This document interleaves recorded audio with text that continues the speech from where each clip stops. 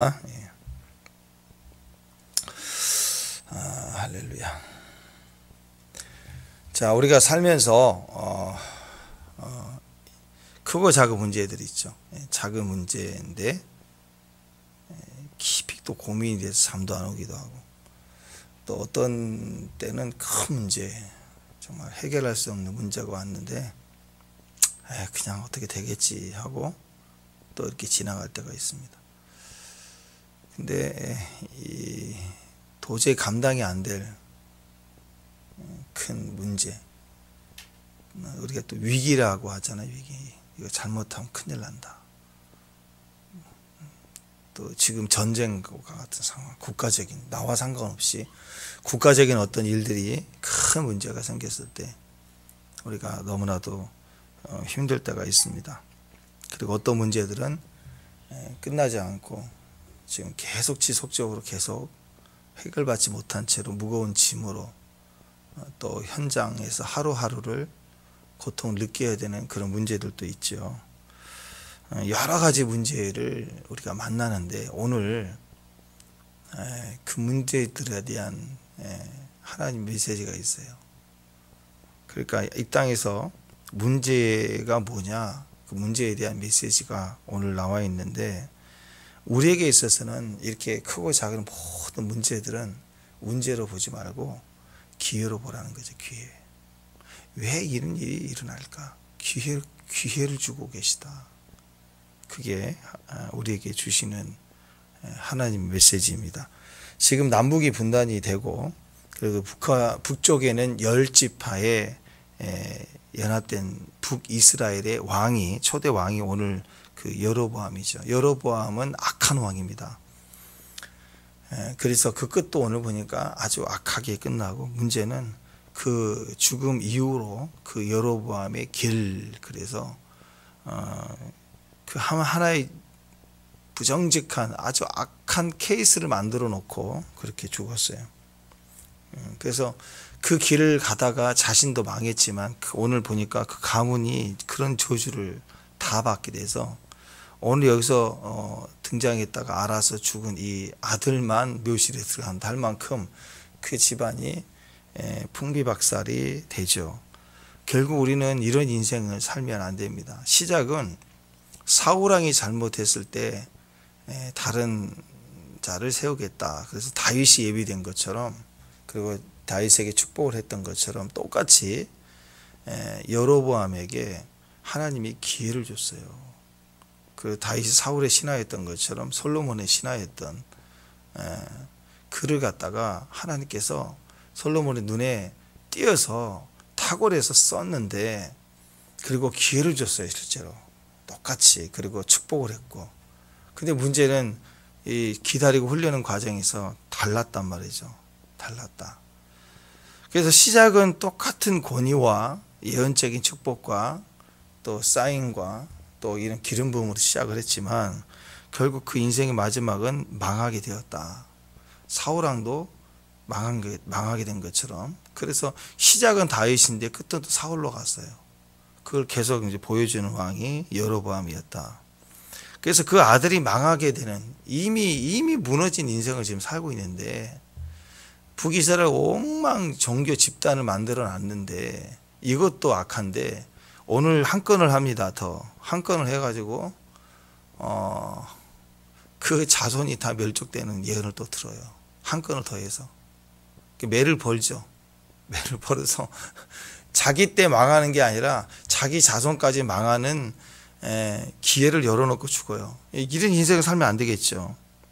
그래서 오늘 그 자기만이 아니라 자기 자손까지 다 망하게 되는 그 계기가 뭐였느냐? 오늘 나오는 그 아들 사건이에요. 그 아들 사건 때문에 망하는 거예요.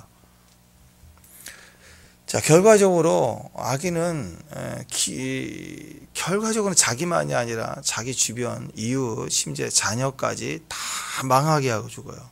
자기만이 아니라. 그게 그의 삶에 끊임없이 일어나는 그런 문제들 때문에 결국은 그 똑똑이가, 그 능력이 많은 자가 결국은 다 무너져서 망하게 되더라. 1절에 보니까 그 아들이 나오는데 아들 이름이 아비야예요. 아비야. 아들이니까 아비야. 그럼 딸이면 어미야. 어미야. 막내였으면 엄마야. 또 아빠야 했으면 모르겠어요. 어쨌든 아비야입니다. 아비야. 이름이 아비야인데 뜻은 좋아요. 여호와는 나의 아버지시라. 아비야. 이름 좋죠. 예. 그러니까 여로보암이 하도 아버지 같지 않아서 난 지금부터는 하나님만 내 아버지야 그랬는지 모르지만 하여튼 아비야. 이름을 지을 때 야 내가 너의 아버지로 역할 못하는 것 같으니까 너의 아버지는 하나님이야. 너 어렸을 때부터 아비야. 이러는지 모르겠어요. 자, 그런데 오늘 여로보암 인생이 가장 큰 문제를 당하게 됩니다. 여로보암의 아들 이 아비야가 이 금쪽이가 오늘 병이 들었어요. 근데 단순히 감기 그런 게 아니고 죽을 병인 것 같았어요. 이건 도저히 의사를 불러보고 약을 썼지만 해결이 안 되는 큰 병에 걸린 거예요. 이 병이 어떻게 생겼을까요? 사고를 당했다, 어디서 넘어졌다 그런 게 아니라는 거죠. 갑자기 병이 들었어요. 우리가 기억을 해야 됩니다. 생각해야 됩니다. 누가 하신 거예요? 하나님이 하시는 거예요. 근데 우리가 오해하지 말 것은 하나님 병 준 게 아니에요. 하나님 붙들고 계시지만 허용해 주세요. 허용해 주신 것은 막고 있는 것들을 하나님 어떤 주권적인 섭리에 의해서 허용하시는 거 그냥 놔버리는 거예요. 그러니까 이걸 누가 사탄이 치는 거예요. 사탄이. 하나님 병 주시는 분 아닙니다. 오해하지 마세요. 우리가 우리 죄로 고집 피우면 하나님께서 우리에게 기회를 주세요. 이 문제의 시작은 자기인데 사실 하나님이 오늘 이를 개입하고 계세요. 시작을 하신 거예요. 그래서 허용하시는데 그 이유가 뭐냐? 기회를 주고 있는 거예요. 사람은요, 문제가 있지 않은 문제를 당하기 전에는 자기가 다 옳은 줄 알아요. 자기가 그렇게 나쁜 짓 하고 옳지 않는 짓을 해도 괜찮은 줄 안다고. 브레이크가 걸려야 되고, 그리고 병에 걸려야 되고, 사고가 나고, 그럴 때 이거 아닌데 할 때 하나님 앞에 돌아오게 되는 것입니다. 그러니까 하나님이 어떤 한 사람을 깨닫게 하고 돌아오게 하기 위해서 문제를 허용하실 때 그 목적은 돌아오게 하기 위한 기회를 주는 거예요. 그걸 통해서 망해라는 것이 아니라 기회를 주는 거예요. 기회를. 모든 문제는 기회가 되는 겁니다. 그래서 오늘 우리에게도 마찬가지입니다. 별 병이 아닌 것 같은데 이게 죽을 병 같아요. 큰 문제가 생겼어요. 해결이 안 돼요. 그러면 큰일 났다가 아니라 돌이켜 봐야 돼요. 나에게 뭘 요구하실까? 무슨 기회를 주고 계시는가? 큐티를 해야 됩니다. 어제 우리가 배웠죠. 사자도 큐티하고 있고 나귀도 큐티하고 있으니까 상황이 벌어졌다. 그럼 다 누구 때문이야? 뭐 이렇게 하지 말고 우리에게 무슨 기회를 주시는가? 자, 여로보암은 아주 악한 왕이죠. 그래서 여로보암의 길로 걸었다. 그것은 악의 상징이 됐어요. 그런 길을 갔던 원조입니다. 원조. 다윗도 원조였어요. 길의 원조. 여로보암은 쌍벽을 이루는 악한 길의 원조. 자, 그러니까 그런 경우 그냥 하나님이 툭 내리쳐도 돼요. 그냥 툭 치고 데려가셔도 맞는 거예요. 그런데 하나님이 직결 심판하시지 아니하시고 그냥 그에게 큰 문제를 줬어요. 해결하지 못할 큰 문제. 그러니까 이렇게 당장 심판이 아니라 문제를 주신 이유는 뭐예요? 그걸 때리시겠다는 게 아니라 그를 깨닫게 하기 위해서 기회를 주는 거예요. 돌이켜라고. 그랬더니 여로보암 인생의 마지막 기회가 열렸어요.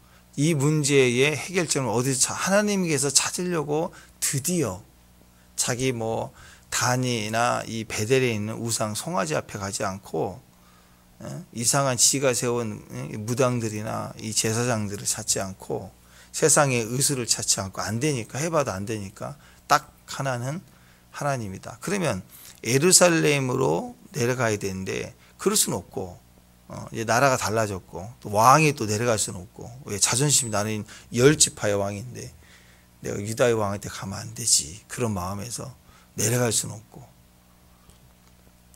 그러니까 어떻게 해요? 가만히 생각해 보니까 자기한테 예언해 줬던 옛날에 나를 왕되게 했던 그 기가 막힌 체험이 있잖아요. 그걸 생각하는 거예요. 저주 심판을 예언했던 그 선지자는 가다가 죽었으니까 거기는 안 되고 이제 자기 인생에 영적인 흔적을 생각해보면 딱 그 하나밖에 없는 거예요. 자기 인생. 여러분의 영적 흔적 친구도 없어. 영적 친구도 기도 부탁할 친구도 없는 거예요.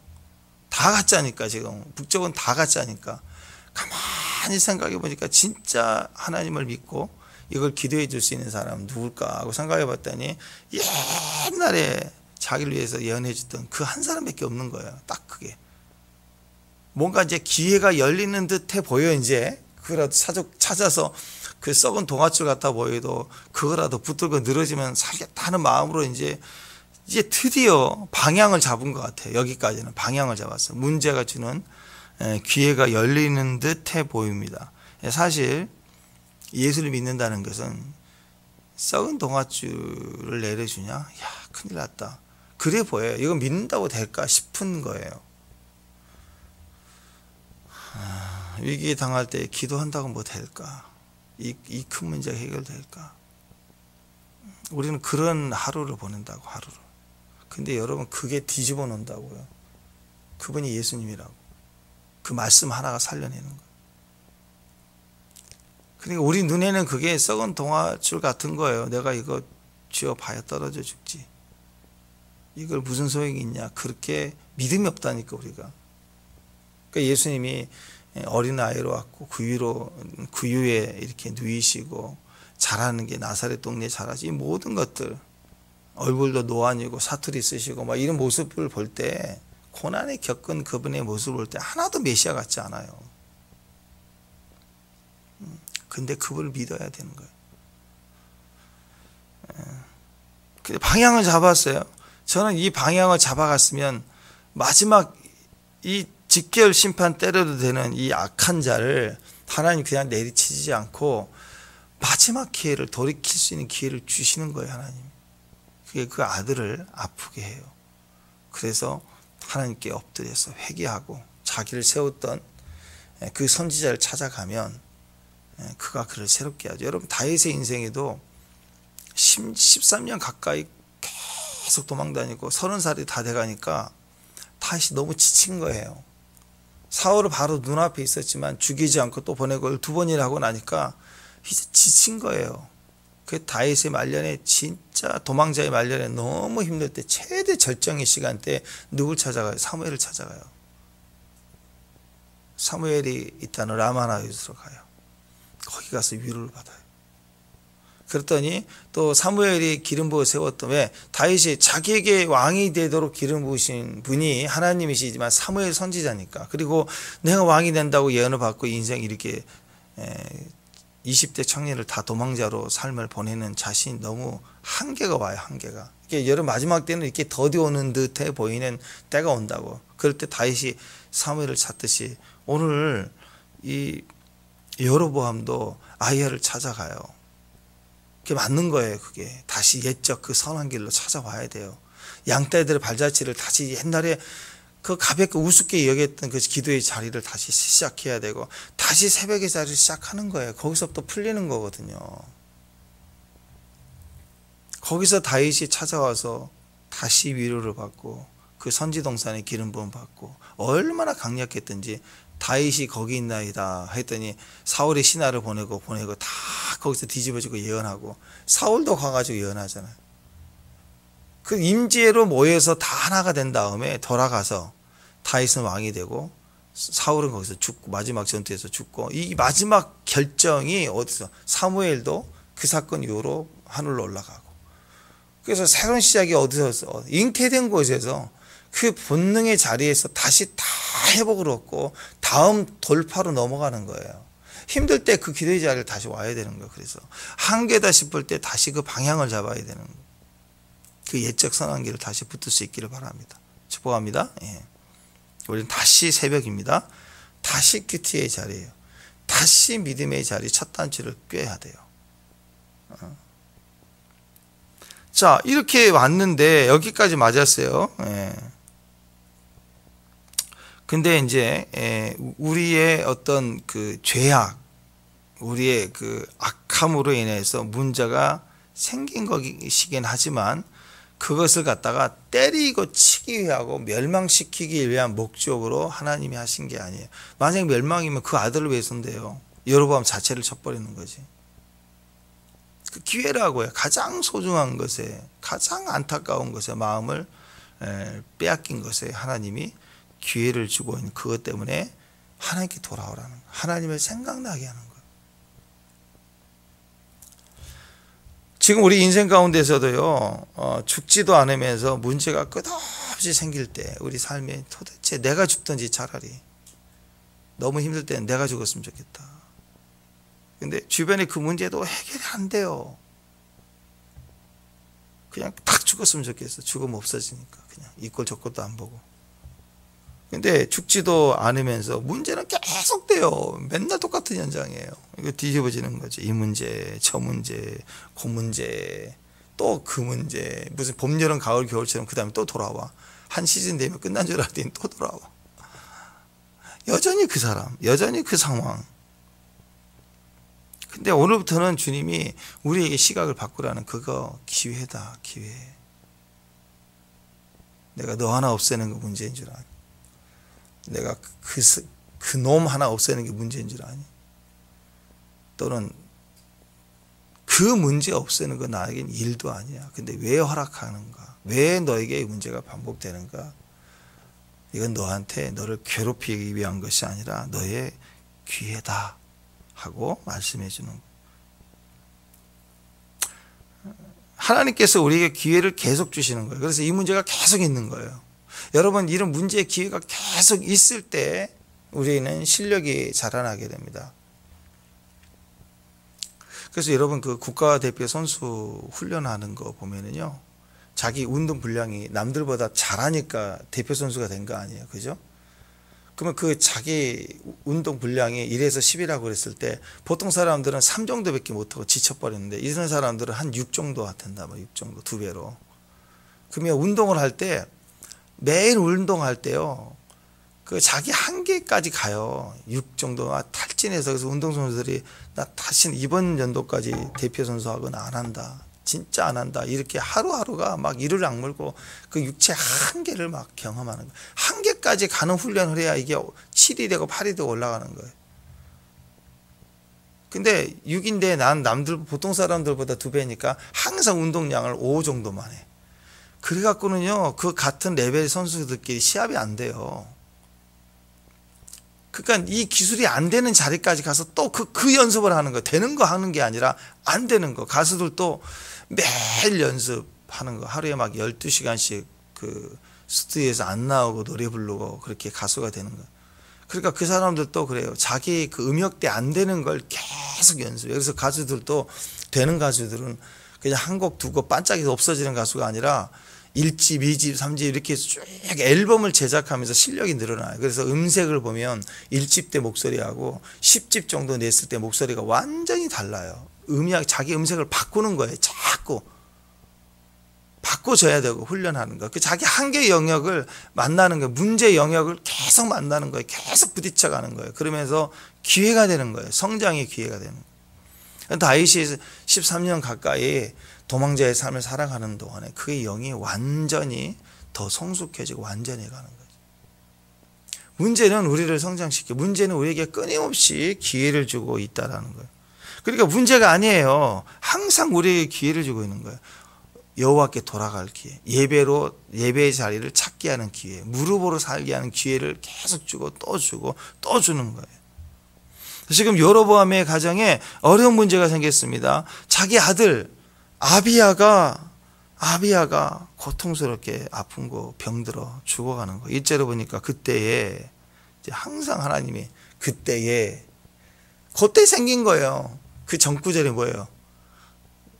그 전구절, 어제 제일 마지막 절. 하나도 안 면해, 고집 피울 때. 이대로 죽어야 돼, 이제. 근데 그는 비록 그를 살리기도 하고, 만약에 그가 그대로 죽더라도 그 자녀들만이라도 하나님 그 자녀 세대에서만큼이라도 새로운 기회를 주고 싶어서 이제 그 아들을 건들고 계시는, 하나님 허락해 주셨어요. 아비야가 병든지라.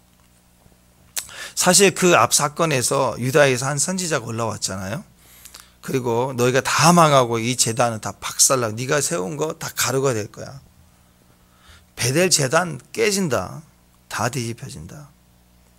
그래서 이것이 하나님의 예언인 것을 증거해 주기 위해서 갑자기 땅이 진동하고 제단이 쪼개지고 막 재들이 막 쏟아져 버리고, 그리고 저놈 잡아라 했던 그 여로보암 자신의 손도 말라버리고, 그랬더니 또 다시 기도해, 나를 위해서 기도해 달라 기도해 줬더니 또 다시 쫙 회복이 되는 이런 기가 막힌 사인들. 이건 뭐예요? 확증이죠. 하나님이 하셨다라는 확증인 거예요. 그러면 내가 손이 아팠다가 나았다는 게 중요한 게 아니라 이것을 확증으로 증거로 삼기 위해서 하신 메시지가 중요한 거예요. 그 메시지 앞에서 깨져야 되는 거예요. 두려워야 할 줄 알아요. 심판이 온다는 거, 내가 지었던 거 다 박살난다는 거. 그럼 어떻게 해야 되는가 하고 그 다음 단계로 나아가야 되는데, 미련하게도 그 경고는 그 경고의 메시지는 이해하지 못하고 그냥 한마디로 말귀를 알아듣지 못하고 그냥 사는 거예요. 그냥 아무렇지 않게 똑같이. 그래서 어제 마지막 후반에 변하지 않잖아요. 그대로 악을 행하여. 그걸 고쳐야 되는 게 자기 손 하나 회복된 거 그것만 생각하고 있는 거예요. 자, 그러니까 이런 말귀를 알아듣지 못하고 무지하고 바보스러운 이 여로보암에게도 하나님이 기회를 주세요. 하나님은 이런 여로보암을 얼마나 사랑했는지 몰라요.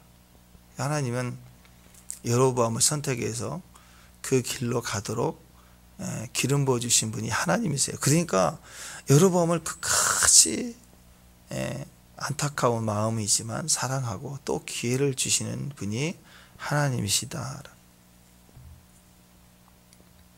선지자를 보내서 깨닫게 하지만 말을 듣지 않으니까 이제는 어떻게 해요? 아들의 질병이라는 아이템을 사용해서 기회를 주고 계십니다. 그러니까 이것도 기회라는 거예요. 하나님께서는 지금도 우리를 사랑하셔서 우리에게도 이렇게 저렇게 여러 모양으로 지금 우리에게 기회를 주시는 것입니다. 그래서 우리는 이렇게 해석해야 됩니다. 내 인생 가운데 난 왜 이렇게 참 문제가 많아. 그렇게 하지 말고, 우리는 문제가 많은 사람, 난 왜 이렇게 기회가 많을까 이렇게 생각해요. 아멘. 오늘부터 우리 자식의 기회, 남편의 기회 얼마나 많아요. 상황의 기회, 물질의 기회, 병, 좀 이렇게 나는 왜 이렇게 문제가 막 많아. 남들은 한 번 읽고 나는 10가지? 그럼 10가지의 기회가 있는 사람이에요. 나는 이렇게 하는 나를 사랑하신다. 축복합니다. 그래서 난 참 기회가 많아. 난 이렇게 기도 제목이 많아. 그러면 좀 이게 좀 무겁잖아요. 기도 제목이 많아. 그러지 말고 나는 이렇게 기회가 많아. 참 기회가 많다.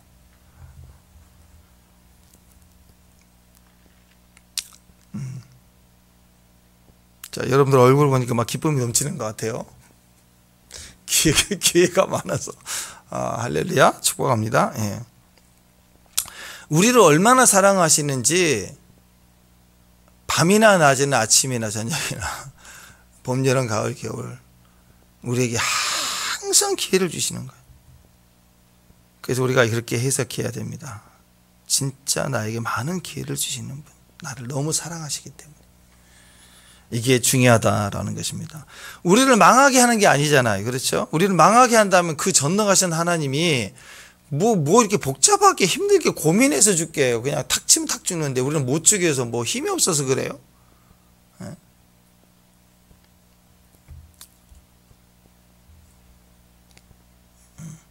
하나님은 다윗에게도 그 사랑의 친밀한 기회를 많이 주셨어요.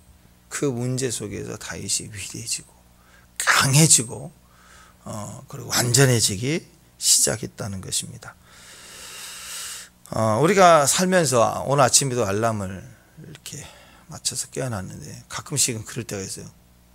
딱 깼는데 날씨를 보니까 요즘은 좀 해가 좀 이렇게 짧아졌는데 어쨌든 헌해요. 그러면 겁이 탁 나요. 이게 거기서 박 권사님 전화도 안 했네. 왜? 이미 늦었다고 생각한 거야. 내가 안 나오면 알람은 놓칠 때 있으면 전화할 텐데 하고 있는데 아무도 안 하잖아. 딱 보면은 알람 바로 울리기 전에 또 이렇게 깰 때가 있고, 알람을 깜빡 이렇게 해서 지워놓을 때가 있잖아요. 안 울 때.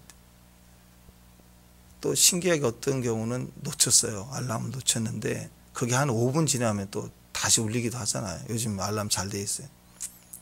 그래서 놓치는 걸 가마득하게 듣지도 못했는데 두 번째 울렸을 때 그때 정신 바짝 들고 깰 때도 있고. 그러니까 이게 둔해지는 거예요. 민감할 때는 미리 깨기도 하고 탁 준비하기도 하고 또 어느 때는 날이 훤했어요. 알람 못 들었어요. 깜짝 놀라. 다들 왜 어떻게 했지 새벽. 그래 봤더니 주일날 아침이나 주일날 아침 한 2시까지 말씀보다 잘 때는 깜빡이네. 주일날 아침에 알람 안 해놓으니까 안 울린 걸 깰 때는 잊어버린 거죠. 막 이런 여러 가지가 있는데 비슷한 것 같아요. 즉각 깨지 못하는 거. 오늘 그 선지자 나단을 보냈을 때 다윗이 잠들었잖아요. 영성이 잠들어 버렸어요. 그 밧세바 범하고 나서 완전히 덮어놓고 그 다음부터 양심이 찔려서 예배가 제대로 됐겠어요? 대충 형식하고 들어가 버리고 불편하니까. 그러니까 잠든 척하고 사는 거예요, 그냥. 근데 안 돼, 도저히 안 되니까 하나님이 나단을 보내갖고, 나단이 뭐예요? 알람이 알람. 알람 가서 울리니까 다윗이 한 번에 정신을 바짝 차리고 깨잖아요. 알람 울리니까 한 번에 팍 일어나는 거예요. 근데 보통 한 번에 못 일어나면 두 번째 알람도 힘들어요. 세 번째 알람도 힘들어요. 어떤 사람 빨라요. 몸이 피곤하든 뭐 어쨌든 간에 빠른 사람이 있고, 무딘 사람은 알람을 뭐 몇 개를 만들어놔도 무디고 흔들어 깨워도 모르겠다 그러고, 그리고 너 오늘부터 나간다고 그랬잖아. 그러면 막 언제까지 해야 되냐고 그러면서 나올 수도 있고 그래요. 그럼 무딘 사람은 그래요. 근데 민감한 사람들은 한 방에 무지하고 부족하고 어리석어 보여도 어느 날 하나님 이때다 그러면 팍 그냥 한 방에 이렇게 깨어나는 사람이 있어요. 잘못을 했을 때, 죄를 지었을 때도 나단이 깨우니까 다윗은 민감하게 정신을 빡 차리고 한 방에 돌아오게 되었다. 즉각 깨니까 돌아오게 되는 거예요. 기회를 살렸던 거예요. 다윗이 문제가 없었던 게 아닙니다. 문제투성이었어요. 실제로 자기 스스로도 문제를 일으켰어요. 문제를 당한 것뿐만 아니라 스스로 어마어마한 문제를 일으킨 사람이에요. 그런데 그는 항상 이렇게 승리했던 이유는 그 기회를 살렸다는 거. 그 기회에 하나님을 향한 반응이 바로 있었다라는 거예요. 근데 한 번, 두 번 무시하고 안 들은 척하고 개기고 숨고 그러면요 안 들려요. 이제 하나님을 포기하지 않아요. 알람은 계속 울려요. 근데 안 들은 척하다 보면 안 들려요. 이제 안 들린다고요. 어떤 분은 그래요. 나는 알람 아무리 해도 나는 도저히 안 되겠다고. 근데 보면은 막 잠을 깊이 자긴 해요. 막 코를 골고 자는 거 보면 깊이 자는 것 같아요. 알람 해도 못 일어나는 분도 있긴 해요. 근데 생각해 봅시다. 그 사람에게 내일 새벽 5시에 그 차를 타면 뭐 1억을 준다 그러면 나 원래 잠을 자서 알람 안 되는데 그럴 것 같아요? 1억 준다고 하면 안 그럴 것 같아요? 정신 바짝 잠을 안 자든지 해서라도 올 거 아니에요. 그죠? 결국은 사람의 정신이에요. 정신. 기회로 보지 못하는, 무디게 보는, 대충 나는 원래 그래 하는 본능을 내세우는 거죠. 그러나 그 기회를 보기 시작하면 놓치지 않겠다는 마음이 생기면 우리는 거기에 대한 반응이 있게 되는 거예요. 그러니까 모든 문제는요 기회입니다. 다른 얘기하면 문제는 알람. 문제가 생겼다고 하면 딱 울리는 거예요. 하나님께 돌아서라. 여호와께로 돌아가자. 하나님이 너를 긍휼히 여기실 것이다 하고 우리에게 소망을 얘기해 주고 계시는 거예요.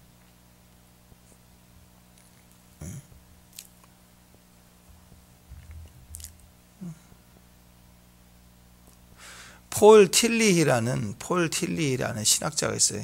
독일 신학의 칼바르트하고 쌍벽을 이루는 대가예요. 신학의 대가인데 그 사람의 책에 그런 얘기를 했습니다. 깊은 물속으로 끌어가시는 그분의 이유.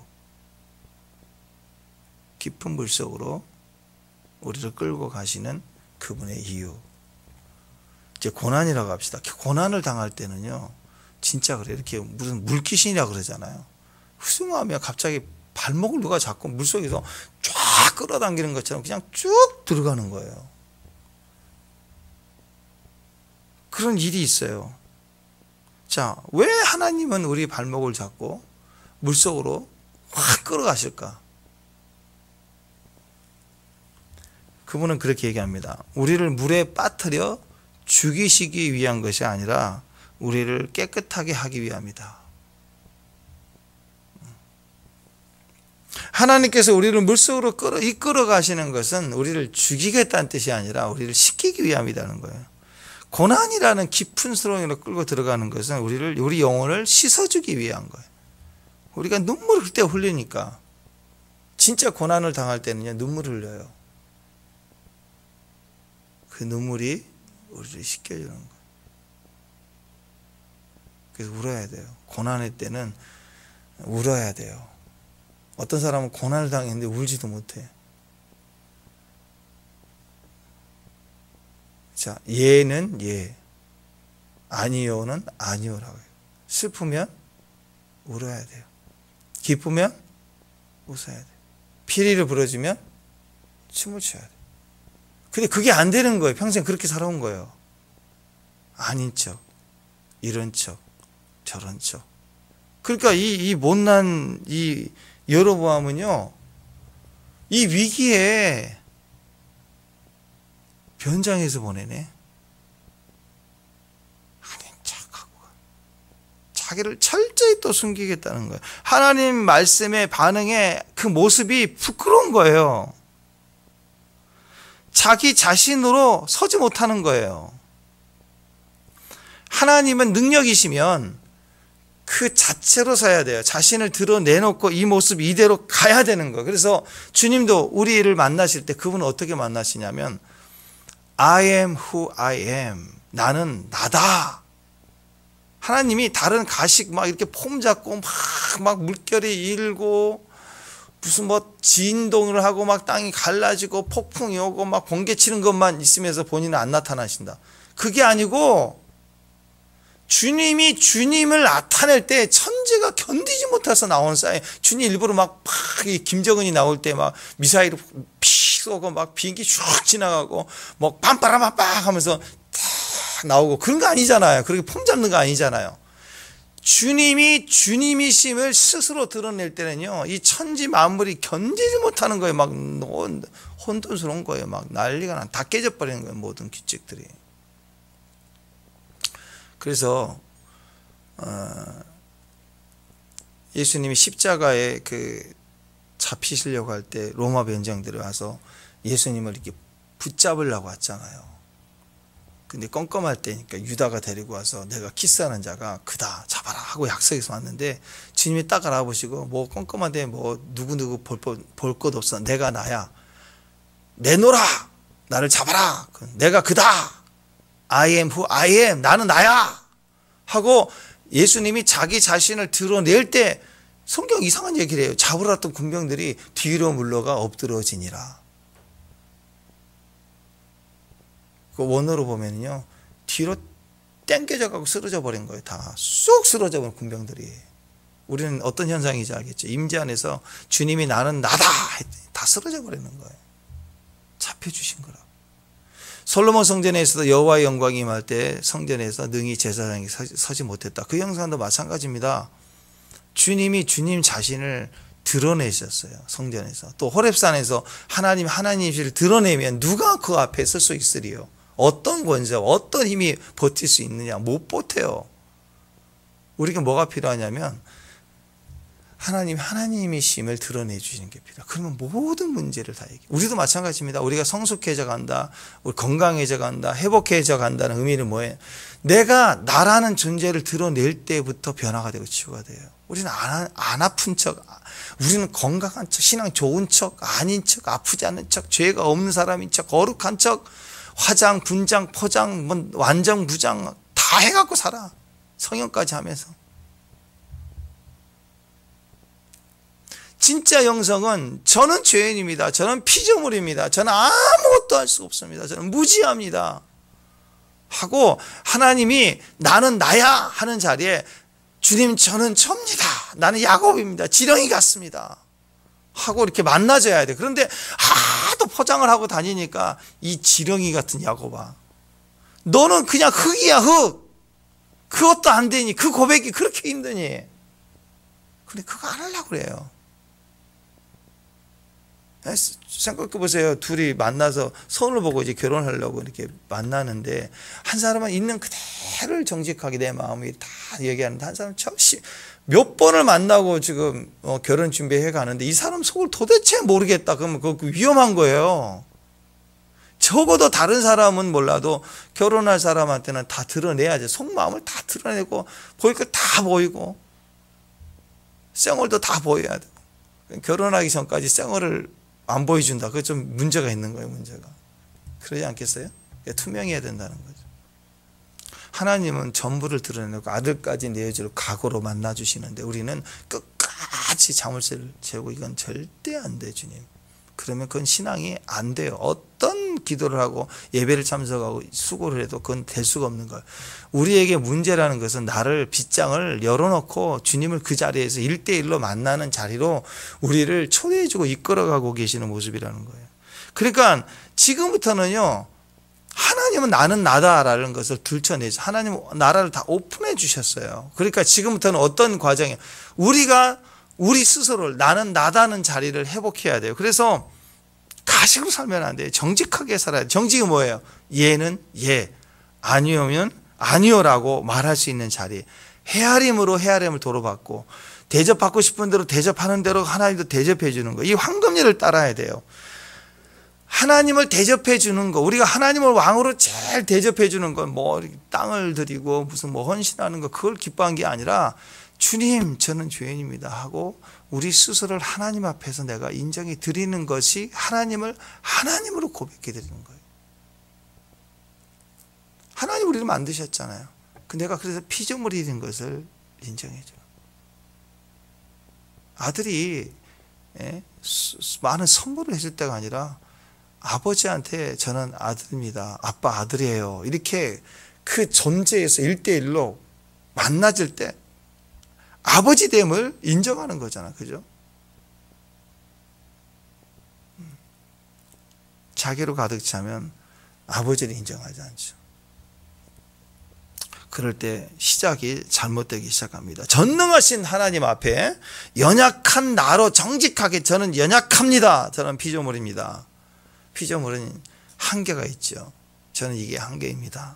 이렇게, 예, 나는 저게 안 됩니다, 아니요, 예, 제가 하겠습니다, 예, 저는 못합니다, 아니요, 이렇게 자기를 나와야 돼요. 그래야 하나님이 그걸 하나님으로 대접해 주니까, 하나님도 그럼 나의 능력으로 너에게 대접해 준다.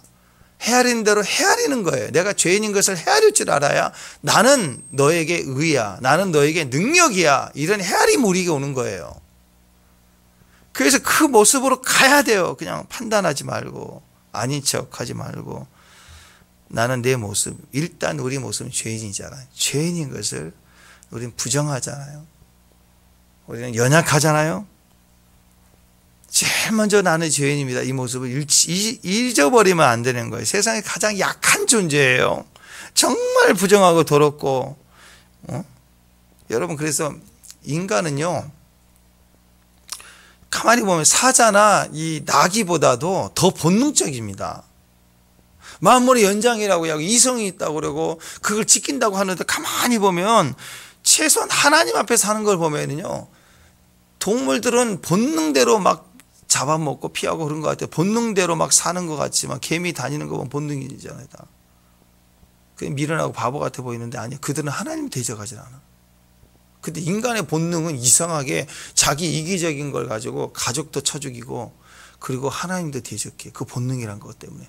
본능이 그래서 더 악한 거예요.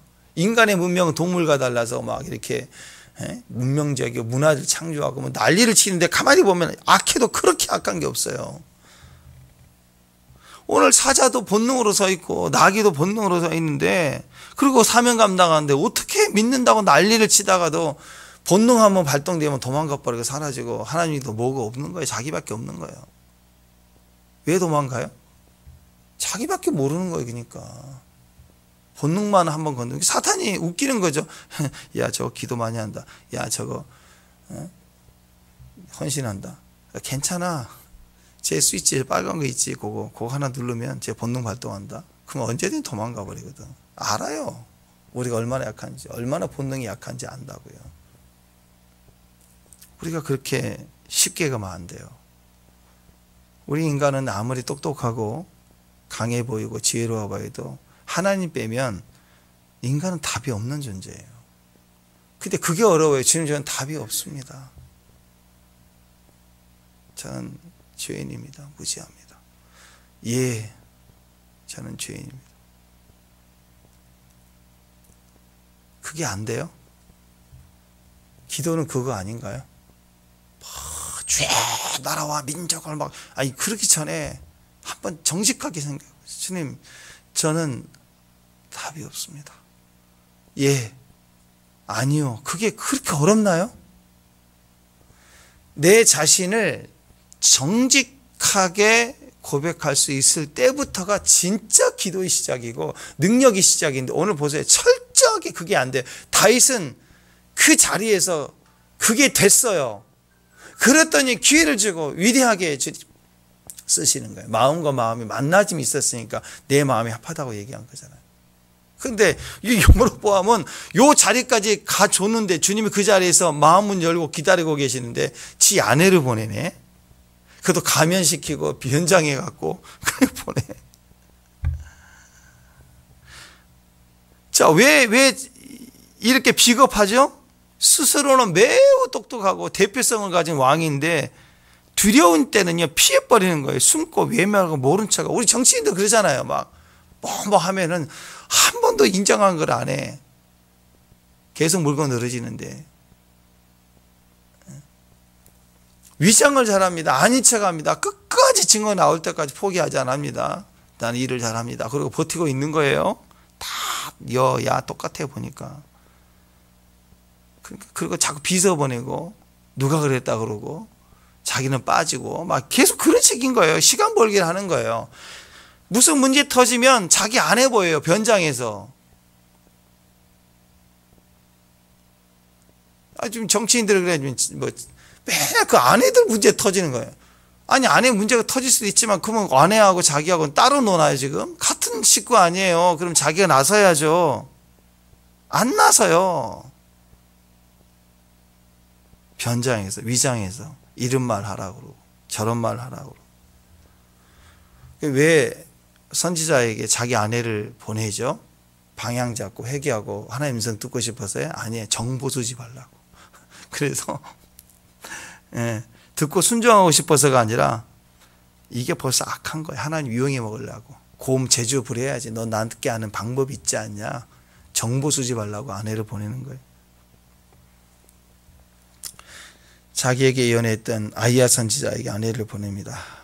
내가 나로 서지 못한 모습에. 이게 망한 거예요. 망해. 우상은 그거예요. 하나님을 하나님으로 섬기지 못하니까 이 형상을 하나님으로 섬기는 자들이다 보니까 내가 나로 바로 서지를 못하는 거예요. 바보왕, 비겁한 남편. 우리도 마찬가지예요. 왜 그렇게 깨지고 박살 났는데 안타깝죠. 근데 같이 기도를 해야 되고 기도 서야 되는데 가만히 보면 왜 정직하게 그 아픔 중에 고난 중에도 정직하게 하나님께 나올 줄을 모를까. 주여 저는 죄인입니다. 저는 부정합니다. 저는 약합니다. 저에게는 답이 없습니다. 울면 나오면 되잖아요. 남자가 울면 안 되나요? 우리 남성들. 여자분들은 매 힘들 때 수건 입에 물고 방에 하나씩 들어갔다 나오잖아요. 찜질방 가는 게 아니에요. 그거 입에 물고 도통스럽게 울라고 들어갔는데. 그 남자는 울면 안 되나요? 뭐 홍길동에 아버지랑 못 불러요? 고통스럽게 아버지 해야 되잖아요. 그냥 길 가다가도 아버지, 그냥 집에서도 주여 하고 전 답이 없습니다. 아버지가 꺾여야죠. 지도자가 꺾여야죠. 근데 홍길동이에요. 그냥 아버지라고 부르지 못하고 끝까지 이러고 있어요? 왜 기도를 안 하는지 몰라. 아프다면 아프다고 왜 말을 못 하냐고요. 그게 기도인데 아픕니다. 답이 없습니다. 그게 예배인데 예배도 안 되고 기도도 안 되고 팔짱 끼고 앉아서 구경이나 하고 돌아가고. 그게 무슨 예배? 답은 딱 그거 하나예요. 정직해야 된다. 가식으로 하나님을 또 속이려고 하니까 생각지도 못했던 자녀들의 그 집안의 멸망을 선포받게 됩니다. 미련한 거 아니야? 하나님 앞에 거짓으로 나오고, 하나님 앞에 가식으로 나오고, 포장해서 나오고, 속이려고 나오고, 자기가 나와야 되는. 돈이 많으면 바쁘니까 주일날 주일성수 내가 못하니까 비서 보내서 예배 드리게 하고, 그럼 되죠? 돼요? 아니잖아요. 그죠? 예배와 기도는 내가 하는 거잖아. 그게 정직한 거. 정직하면 예, 아니요, 분명히 해야 돼. 저는 접니다. 나는 나다. 예, 저는 접니다. 그게 기도의 시작이에요. 나는 전능하다. 예, 저는 답이 없습니다. 여기 만나서 해야 되는 거야. 이걸 대접해 드리는 거예요. 그게 헤아림대로 도로받는 비결이에요. 이게 우리에게 기회가 된다는 것입니다. 축복합니다. 시간이 늦어서 근데 또 큐티를 하셔야 되니까 요거보다 뭘 갖다 줘요? 이 아내는 아무것도 몰라요. 남편이란 여로보암이 아내 손에 쥐어서 선지자에게 공개하라고 보내는 게 뭐가 나와요? 떡 10개. 11개도 아니고, 아니 12개를 맞춰야 3, 4, 10로 딱 한 박, 조그만 팩 하나도 될 텐데 10개. 그 다음 뭐가 나와요? 꿀하고 과자하고. 과자를 뭘 줬는지 모르지만 꿀, 저는 어제 딱 생각하는데 꿀과 과자가 꿀꽈배기 정도 하나 줬는 것 같아요. 꿀꽈배기 하나 딱 들고 꿀하고 꽈배기 과자, 그 다음에 떡 10개. 요거 뭘 의미합니까? 이거 별거 없어요. 너무 의미 있게 생각하지 마세요. 영적인 숫자와 아무 상관이 없어요. 이거 어떤 사람 영적 숫자로 옛날에 얘기하던데 뭐 그런 분 좋아하는 분 있잖아요. 숫자 좋아하는 분. 여긴 숫자 의미 아무 의미 없어요. 그냥 초라한 거예요. 왕인데 초라해. 인색해요. 근데 얻고자 하는 건 뭐였어요? 최대한 거잖아. 그러니까 이런 사람 특징은 헌신은 미니멈, 최소 조금. 그리고 응답은, 기대하는 응답은 맥시멈, 큰 거. 계산이 안 되는 거예요, 계산이. 세상의 가치를 떠나서 자기 마음이 응답의 분량이 귀하고 크다 싶으면 귀하고 큰 걸 바치는 거죠. 그러니까 세상의 가치로 볼 때 계산적인 사람들은 예수님한테 옥합을 깨트리는 게, 그게 가성비로 따질 때는 미련하고 바보스러운 거야. 아, 그걸 깨트리냐. 그걸 팔아다가 일부만 드려도 300대 나오는 1년치 봉급인데 가난한 자 나와주면 다 좋을 텐데. 아니에요. 그 그녀에게 있어서 예수님이 크신 분이었어요. 큰 걸 드리는 거예요. 헤아림이 달라요.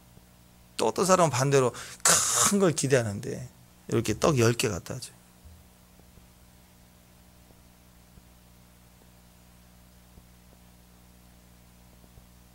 여로보암은 하나님 우습게 여긴, 장난치는 거예요. 그거 갖고 와서 헌금한다고 해서 장난치는 거예요. 어떤 사람은 하나님 앞에 드리는 게 분량을 떠나서 그 마음이 느껴져요. 그 얼마나 감사와 기쁨으로 나오는가. 근데 어떤 사람은 헌신하고 뭘 하는데 마음이 불편해. 그죠? 옆에서 뭘 도와줘도 그렇잖아요. 하나님은 어떠시겠어요? 하나님은요, 그렇게 뭐 손이 부족하고 일이 없고 돈이 없고 그래서 뭐 필요하신 분이 절대 아니에요. 그분은 존귀함을 받고 싶은 거예요. 그리고 그분의 능력을 막 베풀고 싶으신 거예요. 그러니까 우리가 뭐 해야 돼요? 저 아파요. 저 답이 없어요. 그렇게 대접해 드려야 돼요. 근데 다 있는 척 없는 척 내가 바쁜데 이걸 좀 해준 거라고 막 생색내고 충성은 하는데 그림자를 만들어. 막 보세요. 또 요압 보세요. 다 생생 내고 다니 그림자만 충성을 하는데 그림자를 만들어내요. 지 마음대로 다 죽여버리고. 다윗의 마음에 고통을 주는 식이라면 우리가 그런 식으로 신앙생활 한다면 주님이 좋아하시겠습니까? 하나님 없인 여기지 않으세요. 하나님은 조롱당하지 않으시는 분이십니다. 우리가 하나님을 정직한 모습으로 자신을 드러내는 것이 하나님께 그분을 위대하게 인정해 드리는 것이 돼요. 그래서 오늘 뭐 뒷부분 여러 가지가 있지만 하나님에 의해서 하나님으로 대접해 드리는 것. 우리가 인격적으로 정직하게 우리가 우리인 것은 고백해 드리는 그 자세면 위기를 중에 이런 악한 자에게도 기회를 주시는 거예요. 우리가 당할 문제들이 다 우리에게 옳게 해석이 되고 열매가 될 것입니다. 그 믿음의 승리가 있기를 바랍니다. 기도하겠습니다. 하나님 우리 눈을 열어주셔서 주님이 주신 모든 문제 그것이 기회로 내가 당한 문제 하나님이 우리 허락하신 기회로 읽혀지고 해석되고 믿음으로 우리 자신을 드릴 수 있는 승리를 주옵소서. 예수님의 이름으로 기도합니다.